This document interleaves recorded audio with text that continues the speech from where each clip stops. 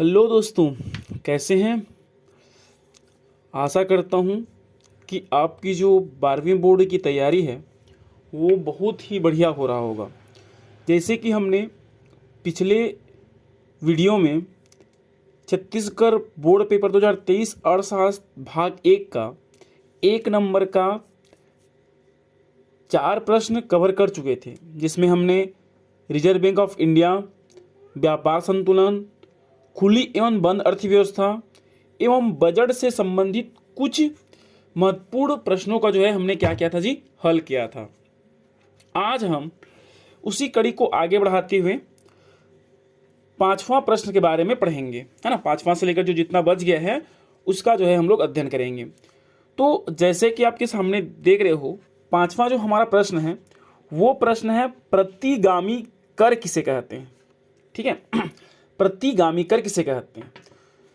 तो इसका उत्तर होता है, जब लोगों की आय में कमी होती है तो कर का दर बढ़ जाता है और आय में वृद्धि के साथ कर की दर घट जाती है, उसे हम क्या कहते हैं जी, प्रतिगामी कर कहते हैं।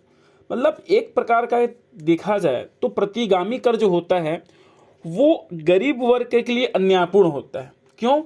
क्योंकि जैसे ही लोगों की आय में वृद्धि होती है, कर की जो दर है वो घट जाती है, और जैसे ही कर की दर में क्या होती है जी, कमी, जैसे ही आय में लोगों की क्या होती है, कमी होती है, कर की दर क्या हो जाती है, बढ़ जाती है।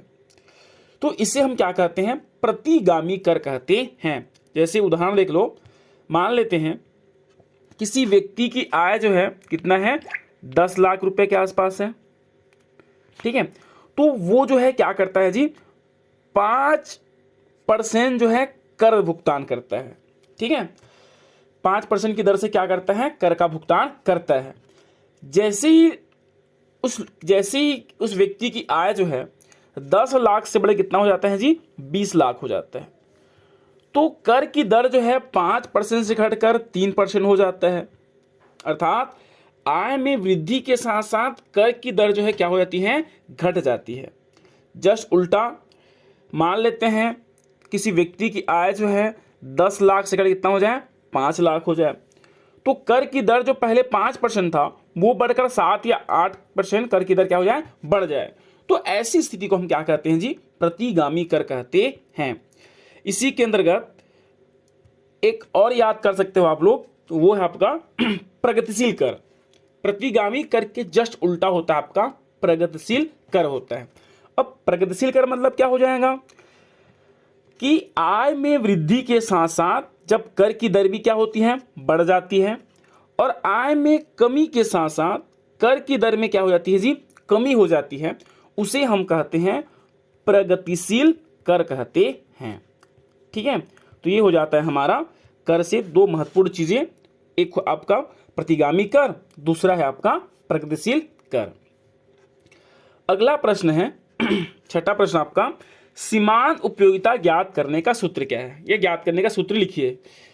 तो सीमांत उपयोगिता क्या होती है, अंतिम इकाई के उपभोग से मिलने वाली उपयोगिता को हम क्या कहते हैं जी, सीमांत उपयोगिता कहते हैं। ठीक है, किसी वस्तु की अंतिम इकाई के उपभोग से मिलने वाली उपयोगिता को हम क्या कहते हैं, सीमांत उपयोगिता कहते हैं, जिसका सूत्र होता है MU = डेल्टा TQ अपान डेल्टा TU अपान डेल्टा TU अपान Q होता है। ठीक है, जैसे आपके पास सामने दिया है।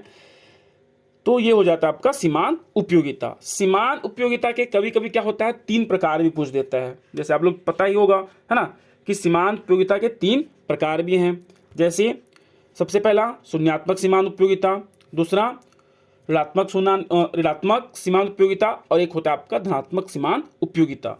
तो इसको भी क्या करना है, आपको याद रखना है। 7वां प्रश्न है हमारा, सोने चांदी का बाजार का उदाहरण लिखिए। ठीक है, सोने चांदी का बाजार किस बाजार का उदाहरण है। तो सोने चांदी का जो बाजार है वह अंतर्राष्ट्रीय बाजार का उदाहरण है। ठीक है, जो सोने चांदी है इसका जो लेन देन है पूरे विश्व में होता है ना, तो उसे हम क्या कहते हैं, अंतर्राष्ट्रीय बाजार कहते हैं। तो इसमें भी 2 चीज याद रख लेना कि बाजार बेसिकली देखा जाए तो 4 प्रकार का होता है। पहला स्थानीय बाजार, है ना, दूसरा समय के आधार पर बाजार, पहले क्षेत्र के आधार पर बाजार, दूसरा समय के आधार पर बाजार, और तीसरा होता है आपका प्रतियोगिता के आधार पर बाजार, है ना। तो क्षेत्र में आपके 4 मिल जाते हैं, पहला स्थानीय बाजार, दूसरा प्रादेशिक बाजार और तीसरा आपके पास राष्ट्रीय बाजार, चौथा है हमारा अंतर्राष्ट्रीय बाजार। ठीक, तो स्थानीय बाजार क्या होता है? स्थानीय बाजार होता है जब किसी वस्तु का लेन देन जो है एक स्थान विशेष तक ही सीमित होती है, उसे हम क्या कहते हैं? स्थानीय बाजार कहते हैं। प्रादेशिक बाजार जब किसी वस्तु का लेन देन एक प्रदेश तक सीमित होता है या एक प्रदेश तक फैला होता है, उसे हम प्रादेशिक बाजार कहते हैं। राष्ट्रीय बाजार जब किसी वस्तु का लेन देन पूरे राष्ट्र में अर्थात एक देश के अंतर्गत होता है, उसे हम राष्ट्रीय बाजार कहते हैं। आपका अंतर्राष्ट्रीय बाजार जैसे आपको उदाहरण दिया है ना, अर्थात जब किसी वस्तु का लेन देन जो है एक या एक से अधिक देशों के मध्य होता है, जैसे सोना चांदी ले लो, है ना। सोना चांदी का जो बाजार है पूरे विश्व में फैला होता है, इसलिए इसे हम क्या कहते हैं जी? अंतर्राष्ट्रीय बाजार कहते हैं। ठीक, इसके साथ साथ आपको पूर्ण प्रतियोगिता, अपूर्ण प्रतियोगिता और एकाधिकार, इसका भी जो है अर्थ आपको क्या करना है जी? याद करके रखना है। ठीक है, अगला प्रश्न है हमारा 8वां प्रश्न, विधिग्राह्य मुद्रा किसे कहते हैं? विधिग्राह्य मुद्रा वह मुद्रा होती है जिसे कानून का समर्थन प्राप्त होता है। यह वस्तु तथा सेवाओं के विनिमय तथा ऋणों के भुगतान में समान रूप से क्या कहता है जी? स्वीकार किया जाता है। सीधी सी बात, वह मुद्रा जिसे सभी लोग क्या करते हैं? स्वीकार करते हैं, जिसे कानून के द्वारा क्या होता है जी? मान्य होता है, जिसे कोई व्यक्ति भी लेने से क्या नहीं कर सकता? मना नहीं कर सकता, उसे हम क्या कहते हैं? विधिग्राह्य मुद्रा कहते हैं। ठीक है, क्या बताया कि वह मुद्रा जो सर्वमान्य होता है, जिसे सभी व्यक्ति क्या करते हैं? स्वीकार करते हैं, कोई भी व्यक्ति उसे लेने से मना नहीं करता, और यदि वह लेने से मना कर देता है तो उस पर जो है क्या हो सकता है जी? कानूनी कार्रवाई किया जा सकता है। जैसे 10 रुपया, 20 रुपया, 50 रुपया, 100, 200 और आपका जो 500 के नोट हैं, ये हमारे क्या हैं जी? विधिग्राह्य मुद्रा कहलाते हैं। इसे कोई व्यक्ति क्या कर नहीं सकता? लेने से मना नहीं कर सकता। ये सर्वमान्य मुद्रा होती है, इसे ही हम क्या कहते हैं? विधिग्राह्य मुद्रा कहते हैं। ठीक है, अगला प्रश्न है हमारा, बजट पेश कौन करता है? ठीक है, तो याद रखना, बजट जो है वित्त मंत्री द्वारा पेश किया जाता है।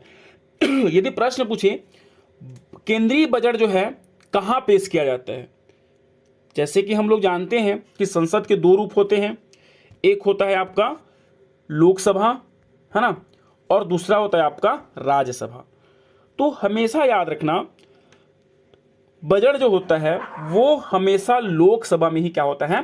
पेश किया जाता है, राज्यसभा में पेश किया नहीं जाता। ठीक, अगला है भुगतान संतुलन। हाँ, भुगतान संतुलन के खातों के नाम लिखिए, ये हमारा प्रश्न है।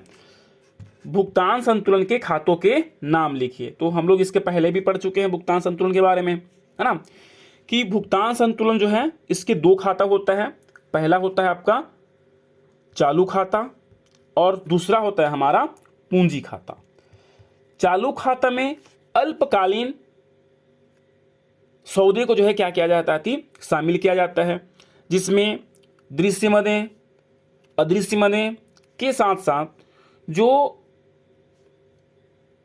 एक पक्षी हस्तांतरण होता है उसको जो है क्या करते हैं? हम चालू खाते के अंतर्गत शामिल करते हैं। ठीक है, चालू खाते के अंतर्गत दृश्य मदें अर्थात वस्तुओं का, अदृश्य मदें सेवाओं का, के साथ साथ जो एक पक्षी हस्तांतरण होता है। एक पक्षी हस्तांतरण मतलब केवल एक पक्ष से दिया जाता है, जैसे उपहार हुआ, गिफ्ट हुआ, है ना, अनुदान हुआ, उसको जो है हम किस में शामिल करते हैं जी? चालू खाते के अंतर्गत शामिल किया जाता है। जबकि पूंजी खाता के अंतर्गत वित्तीय लेन देन को शामिल किया जाता है, जैसे बैंक, मतलब एक देश के जो है दूसरे देश के साथ बैंक के माध्यम से लेन देन होता है। ठीक है, तो उसे हम किस में शामिल करते हैं? पूंजी खाते में शामिल करते हैं। तो ये हो जाता है हमारा भुगतान संतुलन के क्या बोलना चाहिए? 2 खाता का नाम। अगला प्रश्न है,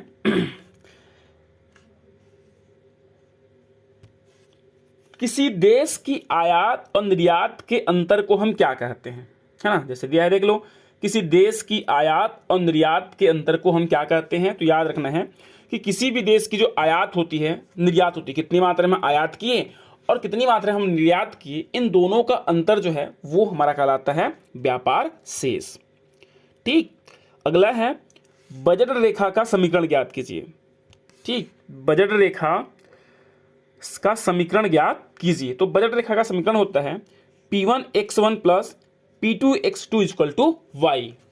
ठीक है, अब बजट रेखा क्या होता है? बजट मतलब क्या होता है जी? एक उपभोक्ता की जो वास्तव में आय है, जिसके माध्यम से वो विभिन्न वस्तुओं को क्या कर सकता है? खरीद सकता है, वही हमारी कहलाती है बजट रेखा। ठीक है, अगला है साम्य मूल्य क्या है? ठीक है, हमारा क्या है? साम्य मूल्य या साम्य बिंदु या संतुलन बिंदु किसे कहते हैं? ये एक ही प्रश्न है। जिस कीमत पर बाजार मांग एवं बाजार पूर्ति आपस में बराबर होते हैं उसे ही संतुलन कीमत या साम्य बिंदु कहा जाता है। जैसे हम लोग इसके पहले पढ़ चुके हो आप लोग, है ना, कि साम्य बिंदु मतलब जिस बिंदु पर, जिस मूल्य पर वस्तु की मांग और वस्तु की पूर्ति आपस में बराबर होते हैं, वही हमारा कहलाता है साम्य बिंदु या संतुलन बिंदु। जैसे कि हम लोग पढ़े हैं कि वस्तु की मांग जो है, वस्तु के मूल्य के विपरीत संबंध पाया जाता है। वस्तु का मूल्य और उसकी मांगी गई मात्रा के मध्य जो है क्या? विपरीत संबंध पाया जाता है। अर्थात मान लेते हैं किसी वस्तु का मूल्य 1 रुपये है, तो उसकी मांग जो है कितने के बराबर जी? 5 के बराबर किया जाता है। जैसी वस्तु का मूल्य 1 रुपये से बढ़कर 2 रुपये होता है, उसकी मांग जो है 5 सेकंड कितना होता है? 4 के बराबर हो जाता है। अब यदि वस्तु का मूल्य 2 से बढ़कर 3 रुपये हो जाए तो मांग जो है कितना होता है जी? घटकर 3 हो जाता है। यदि वस्तु का मूल्य 3 से बढ़कर 4 हो जाए तो उसकी मांग जो है क्या हो जाएगा? 2 के बराबर हो जाता है। और जैसी वस्तु का मूल्य 4 रुपये से बढ़कर 5 रुपये हो जाता है ना, तो उसकी मांग जो है घट कितना होता है? 1 रुपये के बराबर हो जाता है। अर्थात जैसे जैसे हम क्या करते जाते हैं, वस्तु के मूल्य में वृद्धि होती जाती है, उसकी मांग जो है क्या होती है जी? गिरती जाती है। लेकिन जस्ट उल्टा होता है वस्तु की पूर्ति। अर्थात जैसे ही वस्तु की मूल्य 1 रुपया था तो मांग जो है कितने के बराबर? 1 इकाई के बराबर। जैसी वस्तु का मूल्य 1 रुपये से बढ़कर 2 रुपया, 3 रुपया, 4 रुपया, 5 रुपया होता है, उसकी पूर्ति भी जो है 1 रुपये से बढ़कर 2 रुपया, 2 इकाई, 3 इकाई, 4 इकाई और कितना होता है जी? 5 इकाई के बराबर बढ़ जाता है। तो देख सकते हैं इस तालिका में मान लेते हैं, है ना, कि जैसी वस्तु का मूल्य जो है 3 रुपया होता है, मांग और पूर्ति भी क्या है? 3 इकाई के बराबर किए जा रहे हैं। इसी को हम क्या कहते हैं जी? साम्य मूल्य या संतुलन बिंदु कहा जाता है।